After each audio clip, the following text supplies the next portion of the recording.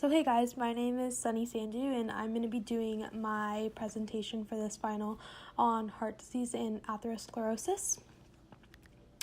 So just to start off, what is heart disease? So heart disease can really include any ailment that the heart faces, which includes heart attack, stroke, and high blood pressure and other things that contribute to heart disease.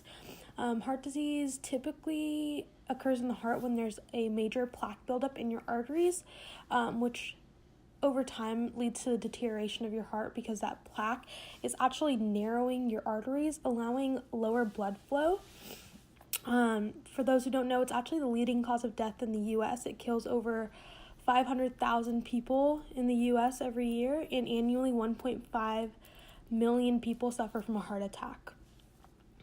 So moving on from there, we're going to kind of dive into atherosclerosis and what it really is. So I included this little cartoon image that shows how big an artery is and what happens when the plaque buildup accumulates around an injured area. So as you can see, the blood flow is actually way lower than it would be, and if one of those platelets gets stuck in that narrow channel per se, it can actually cause a clot, and that will make you suffer from heart attack or stroke or whatever it may be. Just the definition, it's actually the thickening of the lining of your vessels due to a plaque buildup. As I just said, the vessel lining is injured and the plaque tries to repair that, but what our body doesn't understand is that plaque, it's very hard to get rid of. Actually, surgeons have to go in and remove that so you don't have a heart attack again. Atherosclerosis actually increases your risk of heart disease because, as I said, it's any ailment that the heart suffers from, and the increased risk of heart disease comes from the fact that you have a lower blood flow, which means your body isn't getting the amount of blood that it needs for your organs to function. Factors triggering a heart attack. So these are really basic: dehydration, having a diet high in fat, and physical activity that actually strains your body. This isn't a really well-known factor, but if you're not physically fit and you try to run, let's say 2 miles, and you're not pacing yourself and you're running really quick, you are more likely to face a heart attack. Furthermore, emotional stress. This can actually be seen in my family. My grandfather suffered from a heart attack because he was working himself to death and working so much and working long hours that it actually led to a heart attack. So I have this little cartoon. If you guys want to go back and look at it, it actually shows all the factors of heart disease. Another thing is your blood pressure. You always want to check your blood pressure. Make sure that your blood pressure is within the normal range at all times, because it actually lowers your risk of heart disease, because it ensures you that your blood flow is at a good rate to where your organs are getting enough blood to function. So just to show you guys, normal blood flow, or normal blood pressure, is below 120/80.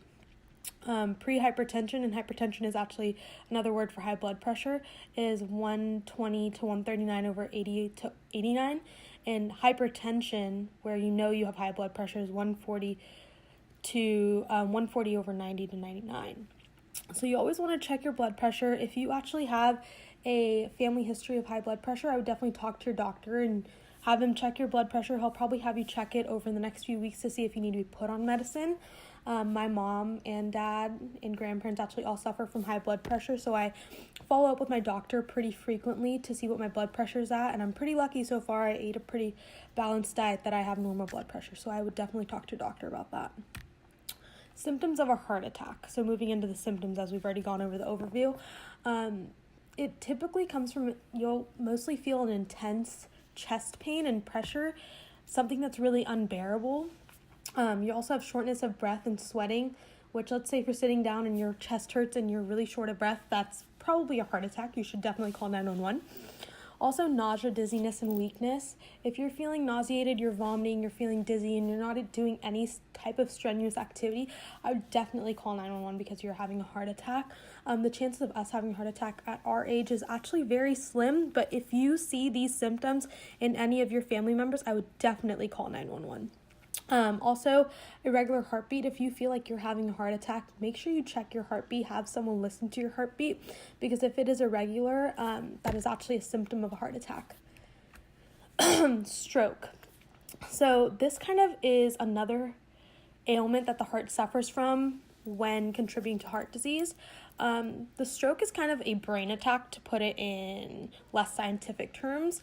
It's when your brain has a lack of oxygen because your blood flow isn't high enough and it's not letting your other organs function. It's caused by a blockage of the blood flow, as I just said, or a ruptured artery. So as you can see in this cartoon, actually, the blood clot that I was talking to you guys about before in the heart disease slide, you can see that has clotted, and you can see how it's actually affecting the brain. In the upper northern quadrant of the middle of the brain, it's actually cutting off blood supply, which is making your whole body stroke. It can be caused by a number of symptoms. It's mostly caused by long-term high blood pressure, cholesterol, and blockages. So you definitely need to see your doctor to see what your cholesterol levels are at. That way you can be at lower risk of heart disease and heart attack, stroke, and etc. Symptoms of stroke. My mom's hospital actually brought out shirts like these that promoted how to spot a stroke, and it's known as FAST. So if you see someone's face drooping, they're telling you they have arm weakness, they can't speak, they can't put words into a sentence, you know it's time to call 911. So if you feel any numbness of your limbs or your face, or you have headache, paralysis of one side of your body, confusion, trouble speaking, blurred vision, any of those symptoms, even if you just feel like your arm is numb and you have shooting pains up and down your arm, you need to call 911. And you need to get someone to check up on you, because obviously when you're having a stroke, you can't call 911 and tell them how you're doing. So always call someone or find someone around you to help you out. So now we're just going to go into the treatments. It really is no treatment to prevent stroke if you have high blood pressure. The only thing is that you can do is get prescriptions. You can do a vasodilator, which is a medication that actually relaxes your blood vessels, which leads to lower blood pressure just because you have less blood flow flowing through your arteries at one time. You could also do beta blockers, which slow the heartbeat, so they're not the best option if you're looking for a prescription to help with high blood pressure, just because your organs still won't function if they're not getting enough blood that they need.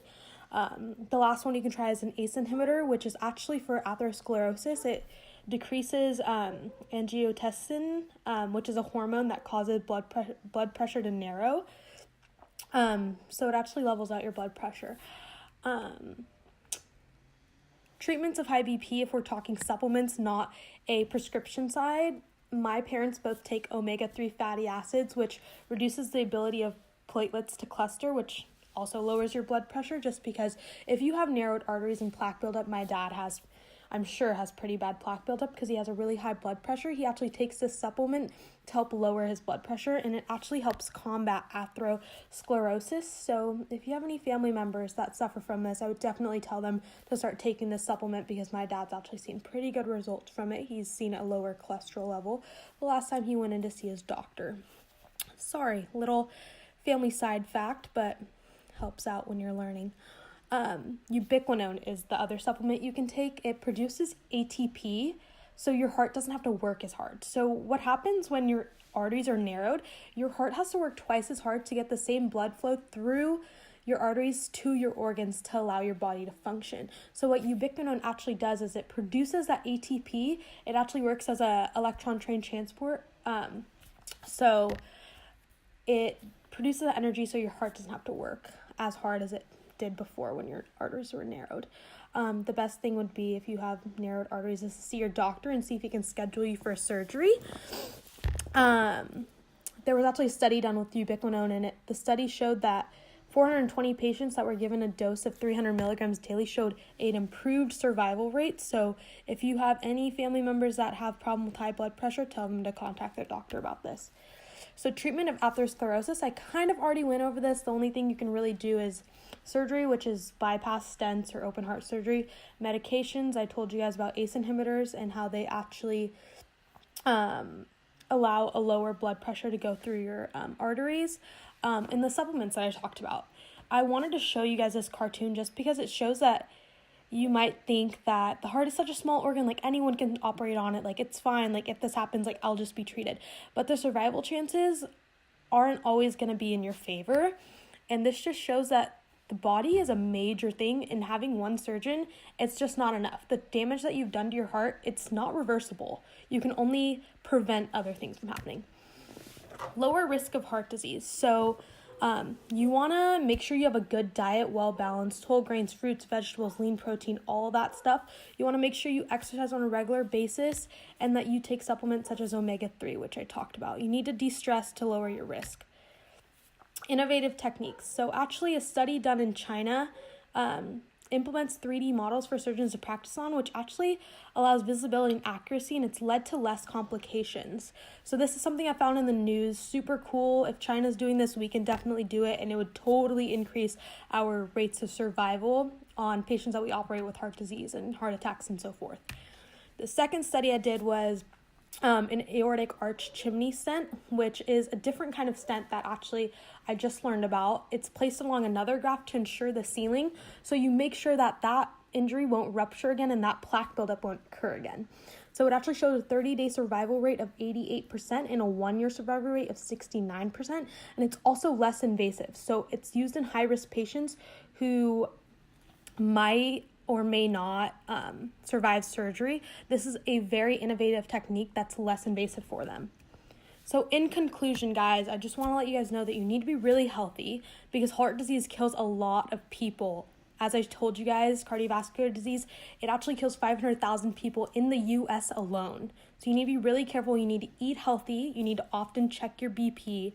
And honestly, you need to go see your doctor to talk about your family history, your cholesterol levels. And I'm not trying to scare you guys, but heart disease is a thing for men and women. And we need to be more cautious about what we're eating and what we're doing to our body, just so we won't have to face more consequences in the future. And lastly, take your vitamins, guys. I know your mom badgers you about them, but please take your vitamins. Okay, that's all, guys. Thanks for listening.